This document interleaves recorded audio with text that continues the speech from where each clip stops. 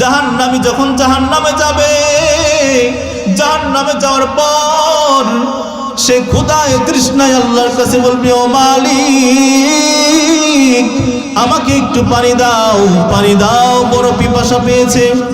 আল্লাহ ফেরেশতাদেরকে বলবেন, জাহান্নামের সেই পানি তাকে পান করাও। কোন পানি? যে পানি জাহান্নামের মধ্যে তাপ দেওয়া হয়েছে। জাহান্নামের মধ্যে তাপ দেওয়া পানি কিভাবে নিবে? লোহার একটা চামচে করে পানি যখন তার মুখের কাছে নিবে, মুখের কাছে নেওয়ার সঙ্গে সঙ্গে তার মুখের চামড়াগুলা খুলে খুলে পড়ে যাবে, মুখের চামড়াগুলা খুলে খুলে পড়ে যাবে, মুখের মধ্যে চামড়া থাকবে না। এত তাপ, এত তাপ এই পানির। তারপরেও এত পিপাসা, পিপাসার চোটে সেই গরম পানি সে পান করে ফেলবে। পান করার সঙ্গে সঙ্গে নারী ভুঁড়ি সব কিছু বের হয়ে যাবে, জ্বলে পড়ে ছারখার হয়ে যাবে। তারপর বলবে, আল্লাহ আমাদেরকে একটু বাঁচাও। ফেরেশতাদেরকে বলবে, ও ফেরেশতারা ভাই আমাদেরকে একটু বাঁচানোর ব্যবস্থা করো, আমাদেরকে একটু বাঁচাও, একটু বাঁচাও। ফেরেশতারা বলবে, তোমাদের কাছে কি কোনো নবী আসছিল নি? নবী আসলে বলবে হ্যাঁ, নাইলে বলবে না আসে নাই। বলবে ওলি আসছিল নি? আসলে তো আসলে, নাইলে বলবে না আসলে। বলে আলেমরা আসছিল কিনা? বলে আসছিল।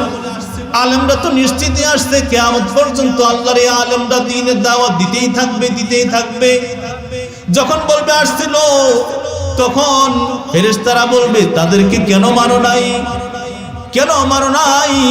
ওয়াইদা উলকু ফিহা সামিউ লাহা শাহীকাও ওয়া হিয়া তাফুর তাকাদু তামাইয়াজু মিনাল গায়জ কুল্লামা উলকিয়া ফিহা ফাওজুন সালাহুম খাজানাতুহা আলাম ইয়াতিকুম নাযীর, আলাম ইয়াতিকুম নাযীর।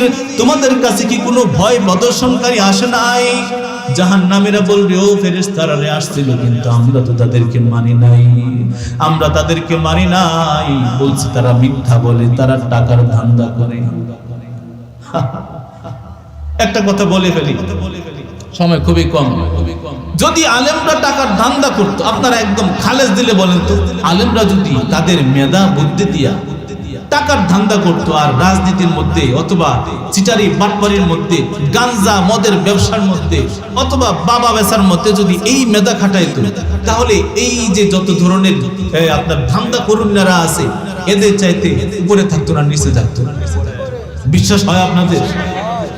এই মাথার মধ্যে, যাদের মাথার মধ্যে আল্লাহ তাআলা কোরআনের ইলম দিয়েছেন, আরশে আজিমের ইলমের অংশ দিয়েছেন, এদের সাথে কোনো দিন পারবেন না।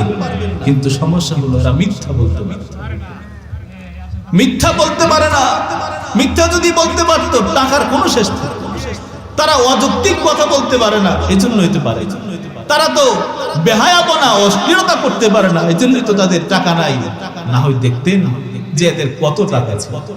আর নবীদের শান হলো গরিব হওয়া, আলেমদের শান হলো গরিব হওয়া। আবার কিছু কিছু নবী ছিলেন অনেক ধনী, কিছু কিছু আলেমও আছে অনেক। সুবহানাল্লাহ, এটা আল্লাহর ইচ্ছা। আল্লাহ তাআলার ফেরেশতারা বলবে, এই জাহান্নামী ভাই, তোমার কাছে কি কোনো নাজির আসছিল কিনা? নাজির হলো আলেম, উলামায়ে কেরাম। কারণ আর তো নবী আসবে না। বলবে হ্যাঁ আসছিল, কিন্তু আমরা তাদেরকে বলছি তোমরা ফি দালালিন মুবিন, প্রকাশ্য গুমরাহির মধ্যে আছো। আলেমদেরকে কি বলছে? তোমরা গুমরাহির মধ্যে আছো, দুনিয়ার কিছু তোমরা বোঝো না, দুনিয়ার হাব্বা বোঝো না, সুতরাং তোমাদের কথা আমরা মানতে রাজি না। তোমাদের কথা শুনলে আমরা সুদ খাইতে পারি না, টাকা বানাইতে পারি না, বিল্ডিং বানাইতে পারি না, অভাবের মধ্যে পড়ে যায়, সমস্যার মধ্যে পড়ে যায়। তোমাদের কথা শোনা আমাদের সম্ভব না, এই জন্য ফেরেশতারা আমরা তাদের কথা শুনি নাই। বলবে তাহলে তো আমাদের কিছুই করার নাই। আল্লাহর কাছে বলবে ফেরেশতারা, তাদেরকে বলবে আল্লাহর কাছে বলো, সরাসরি আল্লাহর কাছে বলো। আল্লাহ রাব্বুল আলামিন ফেরেশতাদেরকে জানায় দিবে জাহান্নামীদের জন্য রয়েছে কি? সুহকান, দূর হও, দূর হও। আল্লাহর কাছে বলতে চাইবে জাহান্নামীরা, আল্লাহ আমাদেরকে একটু বাঁচান, একটু শাস্তিটা কমায় দেন। কিন্তু আল্লাহ বলবে সুহকান ফাতারাফু বিযামবিহিম ফাসুহকান, যাও দূরে সরো, তোমাদের কোনো কথা শোনা। কুল হুয়াল্লাযী আনশাকুম ওয়া জাআলা লাকুমুস সামআ ওয়াল আবসারা ওয়াল আফইদা ক্বালীলাম মা তাশকুরুন। কুল হুয়াল্লাযী, এ নবী আপনি আপনার উম্মতদেরকে, আমার বান্দাদেরকে বলে দিন, আনশাকুম, তিনি হলেন ওই আল্লাহ যিনি তোমাদেরকে বানিয়েছেন। প্রথম কথা হলো আল্লাহ আমাদেরকে বানিয়েছেন। আল্লাহ বলেন আনশাকুম, তোমাদেরকে বানিয়েছি আমি আল্লাহ। কুল হুয়াল্লাযী আনশাকুম ওয়া জাআলা লাকুমুস সামআ ওয়াল আবসারা ওয়াল আফইদা, শুধু যে বানাইছি, কোন মাটির টুকরা আমি বানাই নাই। আমি আল্লাহ তোমাদেরকে বানানোর সঙ্গে সঙ্গে তিনটা বিশেষ নিয়ামত দিয়েছি। কয়টা নিয়ামত বলে? আমার কথা কি আপনারা বুঝেন? আরেকটু আমি খুশি হব ইনশাআল্লাহ, আল্লাহ খুশি হবে যদি এই যে মাঝখানে দেখেন দুটো গ্রুপ হয়ে গেছে, উত্তরের গ্রুপ, দক্ষিণের গ্রুপ, উত্তর পাড়া দক্ষিণ পাড়ার মতো হয়ে গেছে। একটু সামনে পিছনে যারা আছেন সামনে আসেন, একটু কষ্ট করেন তো। আল্লাহ তাআলা আপনাদেরকে এর জন্য বিনিময় দিবে। তাফাসসাহু ফিল মাজালিস ফাফসাহু ইয়াফসাহিল্লাহু, আপনি একটু কষ্ট করেন, আল্লাহ তাআলা এর বিনিময় আপনাকে। সামনে আসেন, আমি দুই চারটা কথা বলবো যাতে আপনারা শুনে আমল করতে পারেন। আর আমি কেন বলবো? বক্তাগিরি করার জন্য নাকি বলেন? বক্তাগিরির জন্য না, আমার উদ্দেশ্য হলো আমি বলবো আমার নিজের মধ্যেও আমল যাতে আসে, আপনাদের মধ্যে যাতে আসে। আমার যতটুকু আল্লাহ তাআলা দিয়েছেন, আল্লাহর বিশাল এলেমের সামান্য থেকে সামান্য, সেই অনুযায়ী আমি চেষ্টা করবো আপনাদেরকে দু একটা কথা বোঝানোর জন্য। আল্লাহ তাআলা বলতেছেন আনশাকুম, তোমাদেরকে আমি বানিয়েছি, শুধুই কোনো মাটির টুকরা বানাই নাই। যদিও মাটি দিয়ে আমি মানুষ বানাইছি, কিন্তু মাটির মতো না। এই মানুষদেরকে আমি তিনটা বিশেষ নিয়ামত দিয়েছি। বলেন তো কয়টা নিয়ামত? এই তিন নিয়ামতের কথা মনে রাখবেন। আমি এই তিন নিয়ামতের কথার অনুযায়ী আজকে ইনশাআল্লাহ বয়ান করার চেষ্টা করব। এই তিন নিয়ামত আল্লাহ তাআলা দিয়েছেন, কেন দিয়েছেন, আমরা কি করতেছি। তিনটা নিয়ামত আল্লাহ আমাদেরকে দিয়েছেন, আর এই নিয়ামত পায় আমরা কি করার দরকার ছিল, কি করতেছি, এই বিষয়টা নিয়ে ইনশাআল্লাহ কথা বলার চেষ্টা। আল্লাহ রাব্বুল আলামিন বলতেছেন আনশাকুম, তোমাদেরকে আমি বানিয়েছি, ওয়া জাআলা লাকুমুস সামআ ওয়াল আবসারা ওয়াল আফইদা। তিন নিয়ামত, একটা হলো সামআ কান, একটা হলো কি বলেন কান, দুই নাম্বার হলো বাসার চোখ। কান চোখ, তিন নাম্বার যে নিয়ামতের কথা আল্লাহ বলেন, তিন নাম্বারটার নাম হলো আফইদা, কলব, মন, অন্তর, হার্ট। এই অন্তরটা আমার আল্লাহ বানিয়েছেন তিন নিয়ামত। একে তো মানুষ বানাইছেন, মানুষ বানানোর পরে তিনটা বিশেষ নিয়ামত দিয়েছেন। এক নাম্বার হলো আল্লাহ কান দিয়েছেন, দুই নাম্বার চক্ষু দিয়েছেন, তিন নাম্বার অন্তর দিয়েছেন। আল্লাহ রাব্বুল আলামিন বলেন এই যে নিয়ামত তোমাদেরকে দিলাম, এই আয়াতের মধ্যে আমার রব যে তিনটা নিয়ামতের কথা বললেন, যদি হিসাব করা হয়, যদি চিন্তা করা হয়, জ্ঞানী মানুষ বলতে বুঝবেন যে এই তিনটা নিয়ামত হলো পৃথিবীর সবচাইতে দামি নিয়ামত। ঠিক কিনা বলে? আল্লাহ তাআলা বলতেছেন বান্দারে, তোমাকে আমি তিনটা নিয়ামত দিয়েছি, মানুষও বানাইলাম, তিন নিয়ামত দিলাম। এই তিন নিয়ামত দ্বারা তুমি দুনিয়ার সব কিছু করতে পারবা। কানে শুনলে অনেক কিছুই বোঝা যায়, কান যার নাই সে দুনিয়ার অর্ধেক বুঝে, অর্ধেক বুঝে না। যার চোখ নাই দুনিয়ার অর্ধেক বুঝে আর অর্ধেক বোঝে না।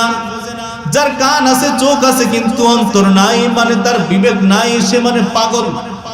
যে পাগল, তার দুনিয়া থাকা আর না থাকা বরাবর। পাগল হওয়ার পর তার জন্য আমার রব দুনিয়া সব মাফ করে দেন। আর যতদিন পাগল না হবে ততদিন পর্যন্ত আমার আল্লাহ তাআলা তার উপর বান্দার যে হুকুমত সেটা চালু রাখেন।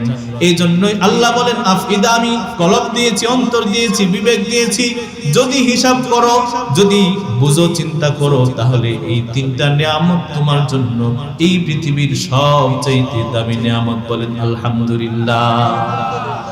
আল্লাহ শুকরিয়া আমরা করব কেন? এই যে তিনটা নিয়ামত এখানে আল্লাহ বললেন, এই তিনটা নিয়ামত খুব গুরুত্বপূর্ণ। আল্লাহ রাব্বুল আলামিন এই তিনটা নিয়ামত শুধু বান্দাকে দিয়েই ক্ষান্ত হন নাই। তিন নিয়ামত দিছে, তুমি যা মন চায় তা করো না, যা মন চায় তা করার জন্য দেওয়া হয় নাই।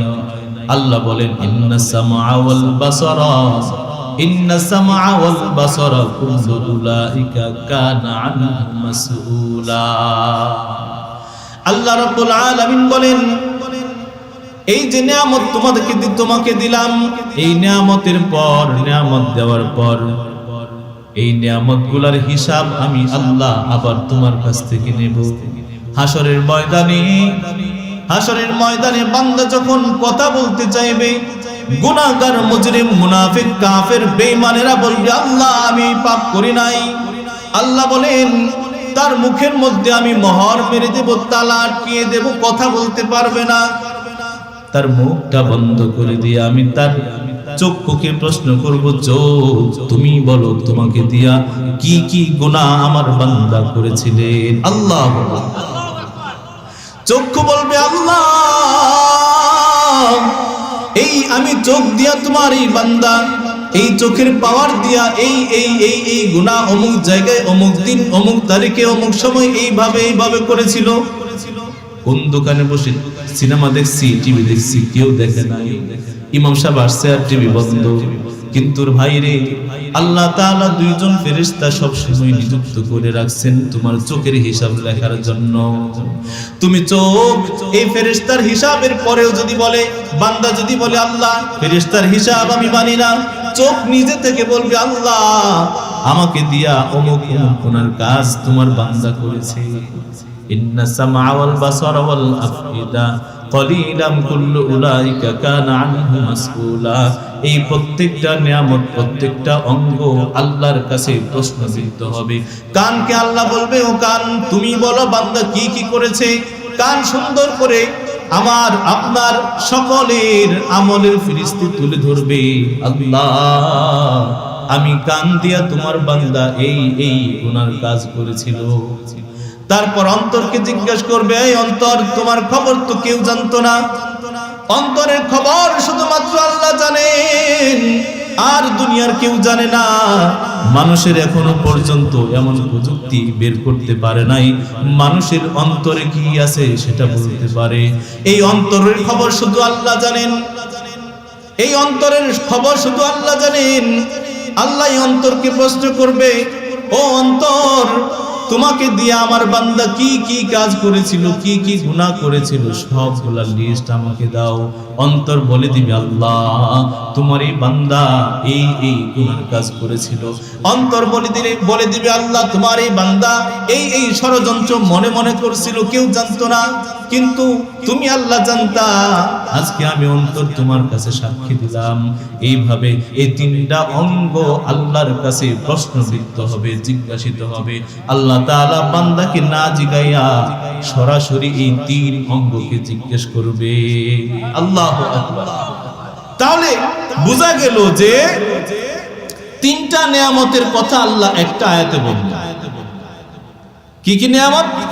কান, চোখ আর হলো অন্তর। আর আরেক আয়াতের মধ্যে আল্লাহ বললেন যে এই তিনটা অঙ্গকে আমি কিয়ামতের দিন প্রশ্নবিদ্ধ করব, জিজ্ঞাসিত করব। বান্দাকে জিজ্ঞাসা করবো না, নাফরমান বলবে আল্লাহ সর্বনাশ হইতেই পারে না, আমি এই গুনাহ করিই নাই। নাফরমান কি বলবে? আমি এই গুনাহ করিই নাই। তোমার ফেরেশতা ভুল লিখছে, হয়তো ভুল খেলার বলে লিখে ফেলেছে। তখন আল্লাহ বলবে আমার ফেরেশতা না আমার হুকুম মানে ভুল করতে পারে, কিন্তু তুমি যে চোখ দিয়া গুনাহ করছো এটা তো আর ভুল না। তোমার চোখ আজকে বলবে তোমার মুখ তালা, তোমার কান আজকে বলবে তোমার মুখে তালা, তোমার অন্তর নিজে আজকে বলবে কি কি নিয়ে তুমি কল্পনা করতা, মন্দ কি কি কল্পনা করতা, কি কি ভাবতা, তোমার অন্তর সাক্ষী দিবে। আমি তোমাকে প্রশ্ন, মুখে মোহর মারা থাকবে, অঙ্গ প্রত্যঙ্গ গুলা সাক্ষী দিতে থাকবে। তাহলে বোঝা গেল আল্লাহ তাআলা তিনটা নিয়ামত দিয়েছেন। একটা হলো কান, একটা হলো চোখ, আরেকটা হলো কলব অন্তর। আর হাসরের দিন এই তিনটাকে আবার প্রশ্ন করবে। একটা হলো কান, একটা হলো চোখ, আর একটা হলো অন্তর। তার মানে এই তিনটা অঙ্গ খুবই গুরুত্বপূর্ণ। এবার আসেন, আল্লাহ তাআলা আরেকটা আয়াতের মধ্যে এই তিন অঙ্গ সম্পর্কে একটা কথা বলেছেন। আল্লাহ রাব্বুল আলামিন বলেন, ওয়ালাকাদ যারানা লিজাহান্নামা কাসীরাম মিনাল জিন্নি ওয়াল ইনস লাহুম কুলুবুন লা ইয়াফকাহুনা বিহা ওয়া লাহুম আ'য়ুনুন লা ইউবসিরুনা বিহা ওয়া লাহুম আযানুন লা ইয়াসমাউনা বিহা উলাইকা কাল আনআম বাল হুম আদাল উলাইকা হুমুল গাফিলুন। আল্লাহু আকবার। আল্লাহ রাব্বুল আলামিন বলেন, এই দুনিয়ার জমিনের মধ্যে আমি কিছু মানুষ তৈরি করে রাখছি, যে মানুষগুলা দেখতে মানুষ, যেই মানুষগুলা দেখতে হুবহু মানুষ, অন্যান্য মানুষের মতোই মানুষ, মুমিনের মতোই আকৃতি, মুমিনের মতোই দেখতে, অঙ্গ প্রত্যঙ্গ সব আছে। একটা মুমিনের কান আছে, চোখ আছে, অন্তর আছে। এই নাফরমানটারও কান আছে, চোখ আছে, অন্তর আছে। বলে তাহলে আল্লাহ তুমি কি বলতে চাও? আল্লাহ বলতে চান, ওয়ালাকাদ যারানা লিজাহান্নামা কাসীরাম মিনাল জিন্নি ওয়াল ইনস, আমি কিছু মানুষ আর কিছু জিন দুনিয়ার মধ্যে তৈরি করেছি জাহান্নামের জন্য। বলেন কোন জায়গার জন্য? জাহান্নামের জন্য। আল্লাহ বলেন জাহান্নামের জন্য আমি কিছু মানুষ আর কিছু জিন তৈরি করেছি। এই মানুষ আর জিনগুলা কেন আমি তৈরি করলাম?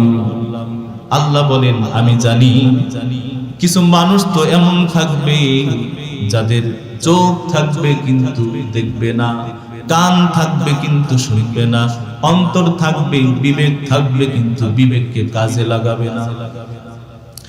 আল্লাহ বলেন লাহুম কুলুবুন লা ইয়াফকাহুনা বিহা, অন্তর ছিল কিন্তু এই অন্তর দিয়ে তারা কিছুই চিন্তা করতো না। বিবেক ছিল, বিবেক খাটাইতো না। আর ওয়ালাহুম আ'য়ুনুন লা ইউবসিরুনা বিহা, চোখ ছিল কিন্তু দেখতো না। চোখ আছে কিন্তু দেখে না। ওয়ালাহুম আযানুন লা ইয়াসমাউনা বিহা, কান আছে কিন্তু শুনে না।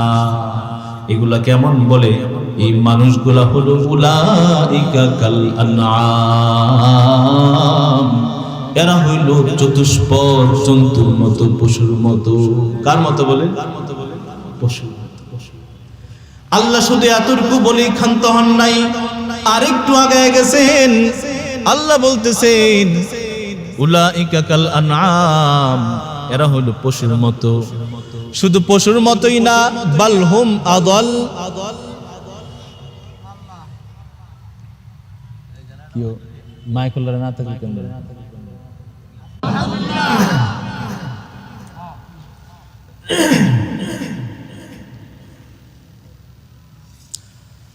আলহামদুলিল্লাহ, আলহামদুলিল্লাহ, মাশাআল্লাহ, লা হাওলা ওয়ালা কুওয়াতা ইল্লা বিল্লাহ।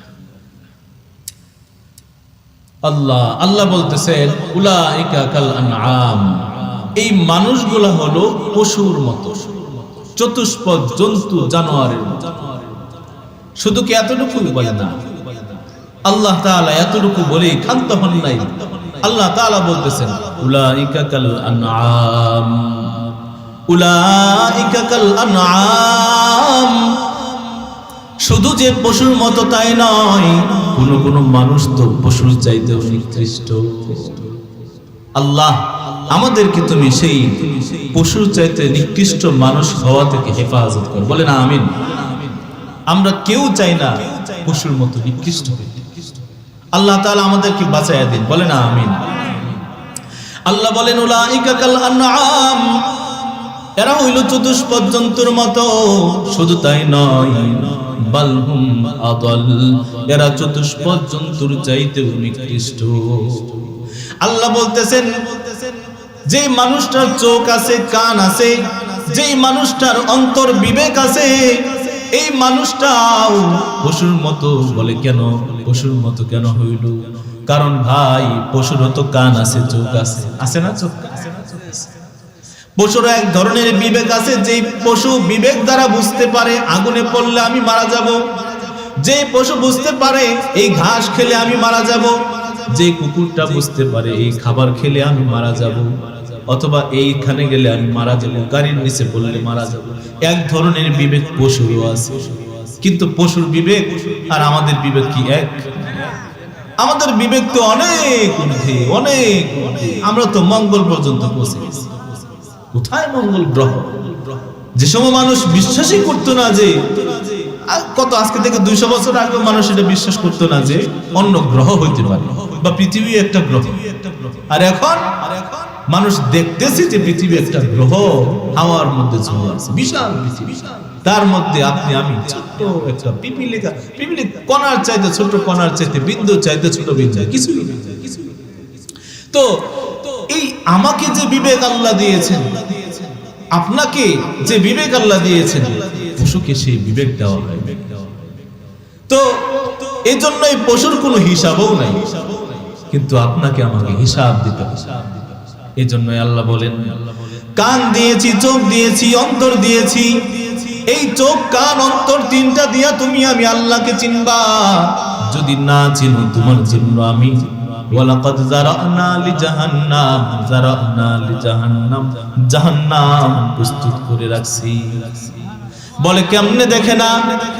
এ ভাই, দুনিয়ার মানুষ আমরা, এই এলাকার মধ্যে আজকে কতগুলা মানুষ আছে দেখেন, কিন্তু এখানে কয়জন আসছি মাত্র আমরা। এই কয়জন ছাড়া কি সমাজে আর মানুষ নাই? আছে না? কোথায়? তারা কি জানে না যে এখানে কোরআনের আলোচনা? আরে ভাই, ওয়াইদা তুলিয়াত আলাইহিম আয়াতুহু যাদাতহুম ঈমানা।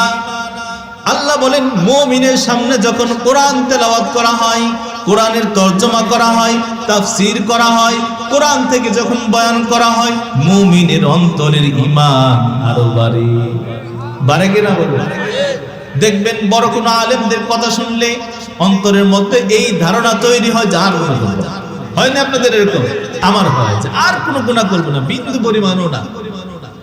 এমন অনেক আলেম আছে যাদের কথা শুনলে চোখ দিয়া পানি চলে আসে। এক ফোঁটা চোখের পানির দাম আসরের দিন, কিয়ামতের দিন বুঝে আসবে। এই এক ফোঁটা চোখের পানি আগুনের বড় বড় কুণ্ডলীগুলা নিভায়া দিতে পারে। সুবহানাল্লাহ। এজন্যই তো আল্লাহ বলছেন, ওয়াইদা তুলিয়াত আলাইহিম আয়াতুহু যাদাতহুম ঈমানা। বান্দার সামনে যখন কোরআন তেলাওয়াত করবা, ঈমান বাড়বে, ঈমান বৃদ্ধি হতে থাকবে। তো এখানে তো কোরআনের বয়ান, মানুষ তো আসলো না বেশি, আরো অনেকে রয়ে গেছে। আলহামদুলিল্লাহ। আমি তো মনে করতাম যে আরো কম মানুষ আসবেন, আমি ভাবছিলাম। এখন তো অনেক চলে আসছেন, আলহামদুলিল্লাহ। আরো যারা আছে সকলে চলে আসেন, ইনশাআল্লাহ সকলে চলে আসেন। বাড়িতে বসে থাকেন না, এই দিনটা আপনি আর পাবেন। আজকের এই দিনটা চার দোকানে কাটান, আর আপনি রাস্তায় ঘুরেন আর মাহফিলের ময়দানে থাকেন, যেখানেই থাকেন না কেন, দিন কিন্তু আর খুঁজে পাবেন। চলে যাচ্ছে ভাই। এক সময় আমার মুখে দাড়ি ছিল না। মুরব্বী যারা আছেন আপনাদেরও তো এরকমই ছিল নাকি? মুখে কোনো দাড়ি নাই। হ্যাঁ, কত সুন্দর বালক, হ্যাঁ, স্নো মাখলে পুরো মুখে মাখা যায়। দাড়ি উঠে গেছে আস্তে আস্তে। সেই দাড়ি আস্তে আস্তে কেমন জানি একটু হলদে হয়ে গেছে, তারপর সাদা হয়েছে। নি বাবার, আপনাদের দাড়ি সাদা হয়েছে? কে করলো সাদা বলেন? আল্লাহ। চিন্তা করলে মনে হয় দুনিয়াটা আসলে কিছু না। আরে আমি মাঝে মধ্যে চিন্তা করি, তো সেই দিন মাত্র কয়েকদিন আগে কত সুন্দর ছিল জীবনটা। কোন কামাই রোজগার লাগে, নামাজ পড়তে হয়, নামাজ ফরজ হয় না, বয়স হয় না, যেখানে যাইতাম, ঘুরতাম, চলতাম, খাইতাম, কেউ বাধা দেওয়া ছিল না। আজকে কি হয়ে গেল? যেদিকে যাই বাধা, এদিকে যাইতে চাইলে আল্লাহর নিষেধ, এদিকে যাইতে চাইলে আল্লাহর নিষেধ। সোজা চলতে চাইলে আল্লাহ বলে চলো, কিন্তু সোজা চলা তো অনেক কষ্ট। দিনের পথে চলা আমাদের জন্য, কমজোর ইমানদারদের জন্য অনেক কষ্ট। এই কষ্ট করে চলতে পারলে আশা করা যায় নাজাত পাওয়া যায়। তো ভাই, তুমি আজকে দোকানে ঘুরো, রাস্তায় ঘুরো, আর মাহফিলের ময়দানে আসো, যেখানেই থাকো, তোমার দিন চলে যাবে। তোমার দাড়ি পাকার বয়স একদিন আগায়া যাবে, তোমার কবরে যাওয়ার বয়স একদিন আগায়া যাবে, তোমার হিসাবের বয়সটা, সময়টা একদিন আগায়া যাবে। সুতরাং তুমিই হিসাব করো, কি করো। ঘুরে ঘুরে সময় নষ্ট করবা, না এখানে এসে একটু শুনবা, একটু আল্লাহর বাণী শুনবা? যে আল্লাহর বাণী শুনলে অন্তরে ঈমান বাড়বে, যে আল্লাহর বাণী শুনলে তোমার আমল নামায় প্রত্যেকটা হরফ শোনার বিনিময়ে 10-এর অধিক নেকি লেখা হবে। এমনকি তোমার ইখলাস যদি ভালো হয়, হইতে পারে যে তোমার এক একটা অক্ষরের বিনিময়ে, এক একটা অক্ষর পড়া এবং শুনবার বিনিময়ে হাজার হাজার নেকি হয়ে গেছে। ভাই, যারা এখনো আসেন না সকলে চলে আসেন। যারা আসছেন তাদের জন্য দোয়া তো সবার জন্যই থাকবে। যারা আগে আসছেন তাদের জন্য একটু বেশি দোয়া করবে। আল্লাহর কাছে বলবো, আল্লাহ যারা আগে ভাগেই চলে আসছে, যারা আগে আগে আসছে তাদেরকে একটু বেশি তুমি দান করো, বেশি দিও। আমিন বলেন সবাই। আল্লাহ তাআলা বলতেছেন, ওয়ালাকাদ যারানা লিজাহান্নামা কাসীরাম মিনাল জিন্নি ওয়াল ইনস লাহুম কুলুবুন লা ইয়াফকাহুনা বিহা ওয়ালাহুম আ'য়ুনুন লা ইয়াসমাউনা বিহা ওয়ালাহুম আযানুন লা ইয়াসমাউনা বিহা ওয়ালাহুম আ'য়ুনুন লা ইউবসিরুনা বিহা ওয়ালাহুম আযানুন লা ইয়াসমাউনা বিহা উলাইকা কাল আনআম বাল হুম আযাল বাল হুম আযাল। আল্লাহ কোরআনে বলছেন, ওয়া আকিমুস সালাহ, নামাজটাকে কায়েম করো, নামাজ নিজে পড়ো। ওয়া'মুর আহলাকা বিস-সালাতি ওয়াসতাবির আলাইহা, তুমি নিজে নামাজ পড়ো, পরিবারকে নামাজ পড়ার আদেশ করো। এই আয়াত কি কোরআনে আছে কিনা বলেন? কিন্তু নাফরমান এই আয়াত তো কোরআনে থাকার পরেও দেখে না, এই আয়াত কোরআনে থাকার পরেও শোনে না, কান আছে শোনে না, চোখ আছে দেখে না, অন্তর আছে, কলব দিয়েছেন আল্লাহ, বিবেক দিয়েছেন আল্লাহ। বিবেক দেওয়ার পরেও এই নাফরমান বিবেক খাটায় নাই যে কোরআনের মধ্যে কি আছে একটু পড়ে দেখি। পড়লেই তো নাফরমান পাইতো আকিমুস সালাহ, নাফরমান পাইতো আমুর আহলাকা বিস-সালাহ, নাফরমান পাইতো ইয়া আইয়ুহাল্লাযীনা আমানু কু আনফুসাকুম ওয়া আহলিকুম নারা। যখন এই আয়াত পাইতো, নিজেও নামাজ পড়তো, মানুষকে নিজের পরিবারকে নামাজ পড়ার দাওয়াত দিত, নিজেও নামাজ পড়তো, পরিবারকে বলতো নামাজ না পড়লে চুলায় আগুন জ্বলবে না, ঠিক কিনা বলেন? নাফরমান কোরআন খুলে দেখে নাই, কোরআনের আয়াত শুনেও নাই, বিবেকও খাটায় নাই। আল্লাহ বলেন, এইটা হলো পশুর মতো, এটাই হলো পশুর চাইতেও আরো নিকৃষ্ট। বলেন নাউজুবিল্লাহ।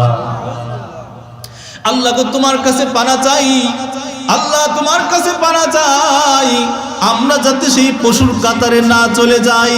বলেন আমিন। আমাদেরকে তুমি পশুর খাতার মধ্যে নাম গুলো লিখে দিও না আল্লাহ, আমাদেরকে মুমিনদের খাতার মধ্যে নাম লিখে দাও। আল্লাহ তাআলা কোরআনের মধ্যে বলছেন, ইয়া আইয়ুহাল্লাযীনা আমানু ওয়াযারু মা বাকিয়া মিনার রিবা। এই ঈমানদারের দল, এই ঈমানদারের দল, সুদ ছেড়ে দাও, সুদ ছেড়ে দাও। ওয়াজারু মানে কি? ছেড়ে দাও। ওয়াজারু বাকিয়া মিনার রিবা, যা সুদ তুমি পাইবা মানুষের কাছে মাফ করে দাও। সুদ তো খাওয়া ছাড়তেই হবে, সুদের লাভের টাকা যাদের কাছে পাইবেন এগুলো মাফ করবে। কখন? যখনই তোমার কাছে এই আয়াত পৌঁছবে। বলেন কখন? যখন এই আয়াতটা সুদখোর বান্দার কাছে পৌঁছবে। আপনাদের কাছে পৌঁছছে কিনা বলেন? আরে নাফরমান নিজেও কোরআন পড়ে না, আয়াতটা খুঁজে পায়ও নাই, শুনেও না, এজন্য শুনে নাই, অন্তরটাকে কোনোদিন এই প্রশ্ন করে নাই। ও বিবেক, তুমি একটু হিসাব করে দেখো কোরআনের মধ্যে নিষেধের ব্যাপারে কিছু আছে দেখে না। আল্লাহ রাব্বুল আলামিন বলেন, চোখ দিলাম, কান দিলাম, অন্তর দিলাম, বিবেক দিলাম, হিসাব করলা না। সুদের ক্ষেত্রে আল্লাহ রাব্বুল আলামিন বলতেছেন, ওয়াজারু মা বাকিয়া মিনার রিবা ইন কুনতুম মুমিনিন, সুদের সব কিছু ছেড়ে দাও। ফাইন লাম তাফআলু ফাআযানু হারবাম মিনাল্লাহি ওয়া রাসূলিহি, আর যদি সুদ ছাড়তে না পারো, সুদ যদি না ছাড়ো, আল্লাহ রাসূলের বিরুদ্ধে যুদ্ধের জন্য প্রস্তুত হয়ে যাও। বলেন নাউজুবিল্লাহ। তাহলে সুদ খাওয়াটা কি নেকির কাজ? আরে ভাই বুঝো না কেন? আরে ভাই বুঝো না কেন? তুমি বোঝার চেষ্টা কেন করো না? আমি বোঝার চেষ্টা কেন করি না? আমি কেন বুঝি না যে সুদ খাওয়া মানে আল্লাহ রাসূলের সাথে যুদ্ধ ঘোষণা করা? তাহলে এই বান্দাকে, নাফরমানকে আল্লাহ বিবেক দিয়েছেন, কান চোখ দিয়েছেন, বিবেকও খাটাইলো না, কোরআনের আয়াতটা দেখলো না, শুনলো না, এজন্য আল্লাহ বলেন এই বান্দাটাকে আমি জাহান্নামের জন্য বানাইছি, আর এটা হলো পশুর চাইতেও নিকৃষ্ট। বলেন নাউজুবিল্লাহ। আল্লাহ রাব্বুল আলামিন কোরআনে কারীমের মধ্যে, আমি বিশেষ কিছু বলতেছি, বিশেষ বিশেষ যেগুলো যেখানে দরকার, আমার কাছে মনে হচ্ছে যে এগুলো আমি বলি, আমার কাছে মনে হচ্ছে এগুলো আমি বলি। আরো অনেক কিছু বলার ইচ্ছা ছিল, আল্লাহ ভুলে গেছেন, এখন আর মনে পড়তেছে না। তো এতটুকু মনে পড়তেছে, এটা আমি বলি। আবার আপনারা মনে করেন না যে হুজুর এই কথা কেন বলতেছে। আরে ভাই, কিতাব খুলে দেখেন, তাফসীরের কিতাবগুলো খুলে দেখেন না, এই আয়াতের তাফসীরের মধ্যে উলামায়ে কেরাম কি লিখছে, এই বিষয়ে হাদিসগুলো পড়ে দেখেন না, নিজের অজান্তেই চোখের কোণার মধ্যে পানি চলে আসে। এই জন্যই তো আয়াত পড়লে ঈমান বাড়ে। পড়েন না, পড়ি না আমরা, এই জন্য ঈমান বাড়ে না। আয়াত শুনলে ঈমান বাড়ে, শুনি না, এই জন্যই তো ঈমান বাড়ে না।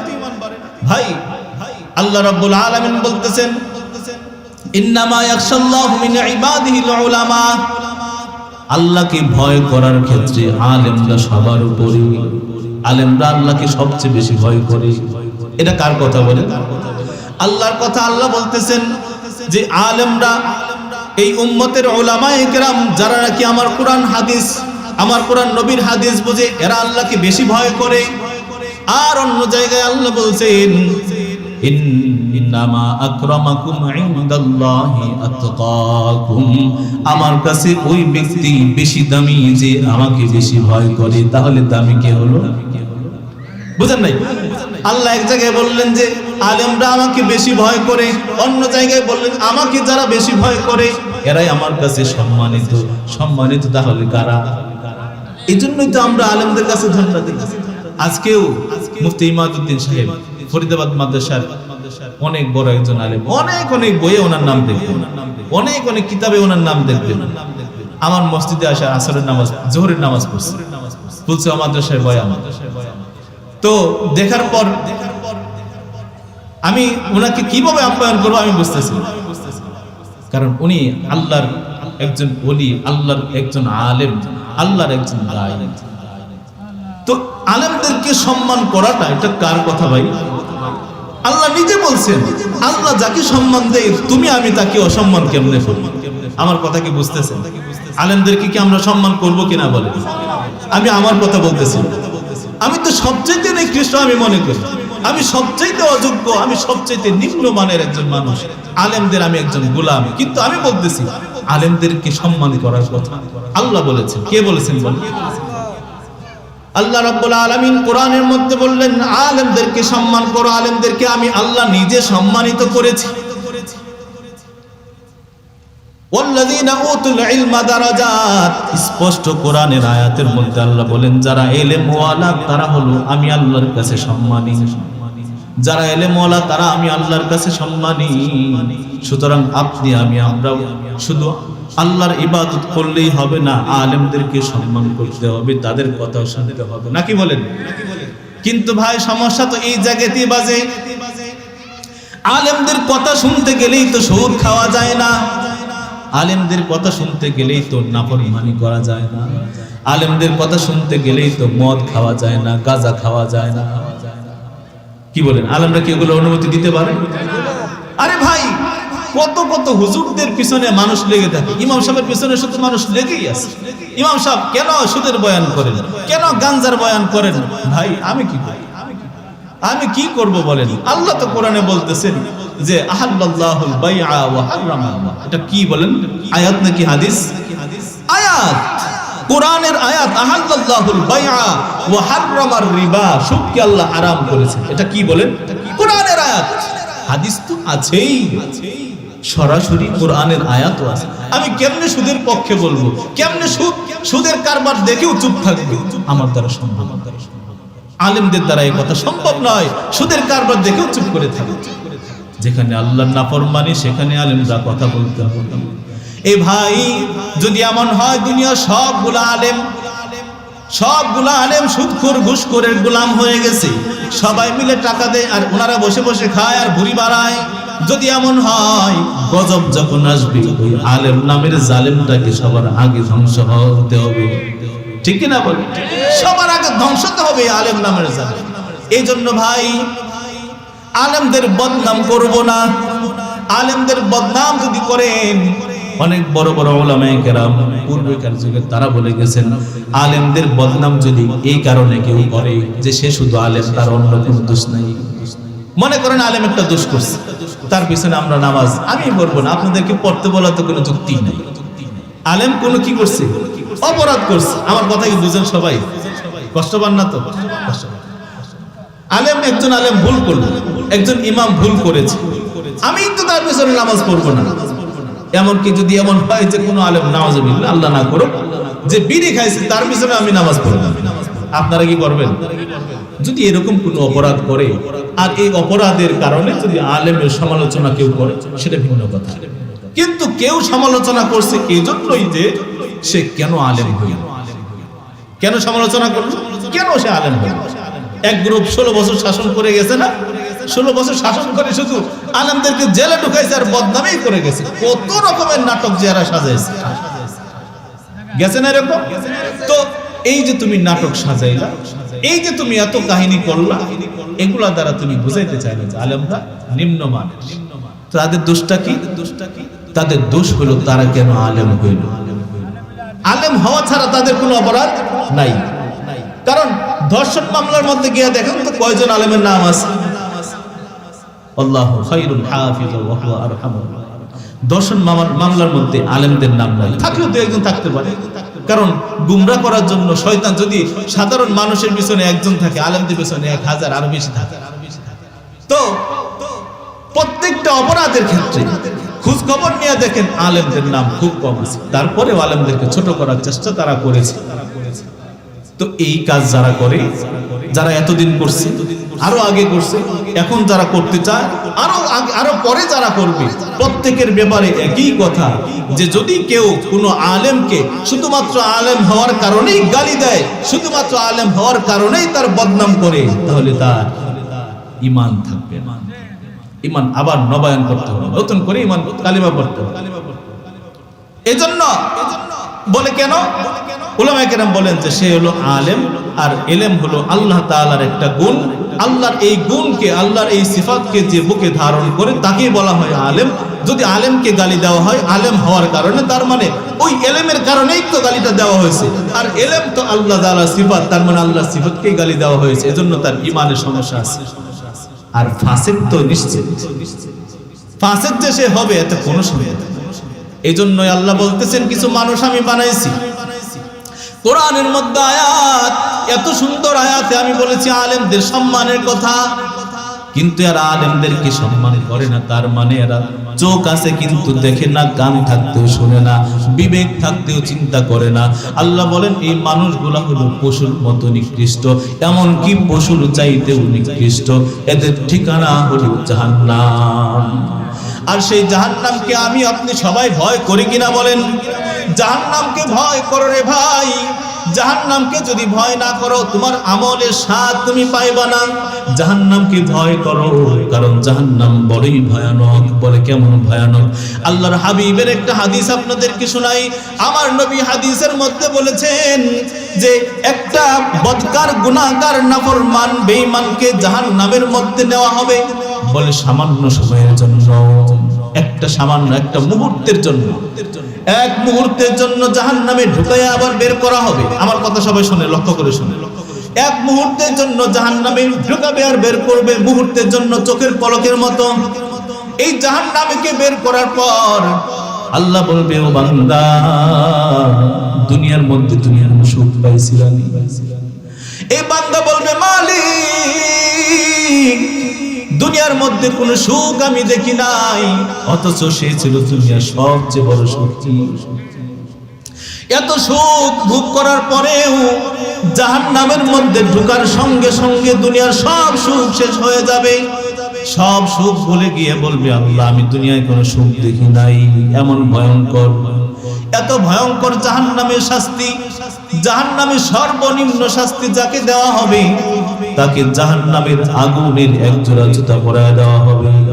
জাহান্নামের আগুনের জুতা যখন পরানো হবে রে ভাই, জাহান্নামের সেই জুতা পরার সঙ্গে সঙ্গে জাহান্নামের মাথার মগজটা টকবক করে বলতে শুরু করবে। জাহান্নামী যখন জাহান্নামে যাবে, জাহান্নামে যাওয়ার পর সে ক্ষুধায় তৃষ্ণায় আল্লাহর কাছে বলবে, ও মালিক আমাকে একটু পানি দাও, পানি দাও, বড় পিপাসা পেয়েছে। আল্লাহ ফেরেশতাদেরকে বলবেন, জাহান্নামের সেই পানি তাকে পানি করাও। কোন পানি? যে পানি জাহান্নামের মধ্যে তাপ দেওয়া হয়েছে। জাহান্নামের মধ্যে তাপ দেওয়া পানি কিভাবে নিবে? লোহার একটা চামচে করে পানি যখন তার মুখের কাছে নিবে, মুখের কাছে নেওয়ার সঙ্গে সঙ্গে তার মুখের চামড়াগুলা খুলে খুলে পড়ে যাবে, মুখের চামড়াগুলা খুলে খুলে পড়ে যাবে, মুখের মধ্যে চামড়া থাকবে না। এত তাপ, এত তাপ এই পানির। তারপরেও এত পিপাসা, পিপাসার চোটে সেই গরম পানি সে পান করে ফেলবে। পান করার সঙ্গে সঙ্গে নারী ভুঁড়ি সব কিছু বের হয়ে যাবে, জ্বলে পড়ে ছারখার হয়ে যাবে। তারপর বলবে, আল্লাহ আমাদেরকে একটু বাঁচাও। ফেরেশতাদেরকে বলবে, ও ফেরেশতারা ভাই আমাদেরকে একটু বাঁচানোর ব্যবস্থা করো, আমাদেরকে একটু বাঁচাও, একটু বাঁচাও। ফেরেশতারা বলবে, তোমাদের কাছে কি কোনো নবী আসছিল নি? নবী আসলে বলবে হ্যাঁ, নাইলে বলবে না আসে নাই। বলবে ওলি আসছিল নি? আসলে তো আসলে, নাইলে বলবে না আসলে। বলে আলেমরা আসছিল কিনা? বলে আসছিল। আলেমরা তো নিশ্চিতই আসছে, কিয়ামত পর্যন্ত আল্লাহর এই আলেমরা দ্বীনের দাওয়াত দিতেই থাকবে, দিতেই থাকবে। যখন বলবে আসছিল, তখন ফেরেশতারা বলবে, তাদেরকে কেন মানো নাই? কেন মানো নাই? ওয়াইদা উলকু ফিহা সামিউ লাহা শাহীকাও ওয়া হিয়া তাফুর তাকাদু তামাইয়াজু মিনাল গায়জ কুল্লামা উলকিয়া ফিহা ফাওজুন সালাহুম খাজানাতুহা আলাম ইয়াতিকুম নাযীর, আলাম ইয়াতিকুম নাযীর। তোমাদের কাছে কি কোনো ভয় প্রদর্শনকারী আসে নাই? জাহান্নামীরা বলবে, ও ফেরেশতারা আসছিল, কিন্তু আমরা তো তাদেরকে মানি নাই, আমরা তাদেরকে মানি নাই। বলছি তারা মিথ্যা বলে, তারা টাকার ধান্দা করে। একটা কথা বলে ফেলি, সময় খুবই কম। যদি আলেমরা টাকার ধান্দা করতো, আপনারা একদম খালেজ দিলে বলেন তো, আলেমরা যদি তাদের মেধা বুদ্ধি দিয়া টাকার ধান্দা করতো, আর রাজনীতির মধ্যে অথবা চিটারি বাটপারির মধ্যে, গাঞ্জা মদের ব্যবসার মধ্যে অথবা বাবা বেচার মধ্যে যদি এই মেধা খাটাইতো, তাহলে এই যে যত ধরনের আপনার ধান্দা করুণারা আছে, এদের চাইতে উপরে থাকতো না, নিচে থাকতো না। বিশ্বাস হয় আপনাদের? এই মাথার মধ্যে, যাদের মাথার মধ্যে আল্লাহ তাআলা কোরআনের ইলম দিয়েছেন, আরশে আজিমের ইলমের অংশ দিয়েছেন, এদের সাথে কোনো দিন পারবেন না। কিন্তু সমস্যা হলো এরা মিথ্যা বলতে পারে, মিথ্যা বলতে পারে না। মিথ্যা যদি বলতে পারতো, টাকার কোনো শেষ নেই। তারা অযৌক্তিক কথা বলতে পারে না, এজন্য হইতে পারে। তারা তো বেহায়াপনা, অশ্লীলতা করতে পারে না, এজন্যই তো তাদের টাকা নাই। না হয় দেখতেন যে এদের কত টাকা আছে। আর নবীদের শান হলো গরিব হওয়া, আলেমদের শান হলো গরিব হওয়া। আবার কিছু কিছু নবী ছিলেন অনেক ধনী, কিছু কিছু আলেমও আছে অনেক। সুবহানাল্লাহ, এটা আল্লাহর ইচ্ছা। আল্লাহ তাআলার ফেরেশতারা বলবে, এই জাহান্নামী ভাই, তোমার কাছে কি কোনো নাজির আসছিল কিনা? নাজির হলো আলেম, উলামায়ে কেরাম। কারণ আর তো নবী আসবে না। বলবে হ্যাঁ আসছিল, কিন্তু আমরা তাদেরকে বলছি তোমরা ফি দালালিন মুবিন, প্রকাশ্য গুমরাহির মধ্যে আছো। আলেমদেরকে কি বলছে? তোমরা গুমরাহির মধ্যে আছো, দুনিয়ার কিছু তোমরা বোঝো না, দুনিয়ার হাব্বা বোঝো না, সুতরাং তোমাদের কথা আমরা মানতে রাজি না। তোমাদের কথা শুনলে আমরা সুদ খাইতে পারি না, টাকা বানাইতে পারি না, বিল্ডিং বানাইতে পারি না, অভাবের মধ্যে পড়ে যায়, সমস্যার মধ্যে পড়ে যায়। তোমাদের কথা শোনা আমাদের সম্ভব না, এই জন্য ফেরেশতারা আমরা তাদের কথা শুনি নাই। বলবে তাহলে তো আমাদের কিছুই করার নাই। আল্লাহর কাছে বলবে ফেরেশতারা, তাদেরকে বলবে আল্লাহর কাছে বলো, সরাসরি আল্লাহর কাছে বলো। আল্লাহ রাব্বুল আলামিন ফেরেশতাদেরকে জানায়া দিবে জাহান্নামীদের জন্য রয়েছে কি? সুহকান, সুহকান, দূর হও, দূর হও। আল্লাহর কাছে বলতে চাইবে জাহান্নামীর, আল্লাহ আমাদেরকে একটু বাঁচান, একটু শাস্তিটা কমায়া দেন। কিন্তু আল্লাহ বলবে সুহকান ফাতারাফু বিযামবিহিম ফাসুহকান, যাও দূরে সরো, তোমাদের কোনো কথা শোনা। ভাই, আমি আপনি, আমরা যাতে সেই মানুষ না হয়ে যাই, আমি আপনি, আমরা যাতে জাহান্নামের কীট পতঙ্গ না হয়ে যাই। কি বলেন? এই কথাগুলো মানতে পারবো তো আমরা? তিনটা নিয়ামতকে কাজে লাগাবো। তিনটা নিয়ামত আল্লাহর দেওয়া। এই তিন নিয়ামত সম্পর্কে হাসরের দিন প্রশ্ন করা হবে। এই তিন নিয়ামত যাদের আছে কিন্তু এই নিয়ামতের ব্যবহার করে না, এরা পশুর চাইতে নিকৃষ্ট, কুকুরের চাইতেও নিকৃষ্ট। বলেন ঠিক কিনা? আমার পুরো বয়ানের সার নির্যাসটা বুঝছেন তো? কি বললাম বলেন? আমি আবারও বলতেছি, তিনটা নিয়ামত আল্লাহর দান। কি কি নিয়ামত? কান, চক্ষু, অন্তর, বিবেক। সবাই বলেন, সবাই বলেন, কান, চক্ষু, বিবেক। সবাই বলেন, কান, চক্ষু, বিবেক। এই তিন নিয়ামত আল্লাহর দান। কার দান? আল্লাহর দান। এই তিনটা নিয়ামতকে, এই তিনটা অঙ্গকে আল্লাহ হাসরের দিন প্রশ্ন করবেন, করবেন কিনা?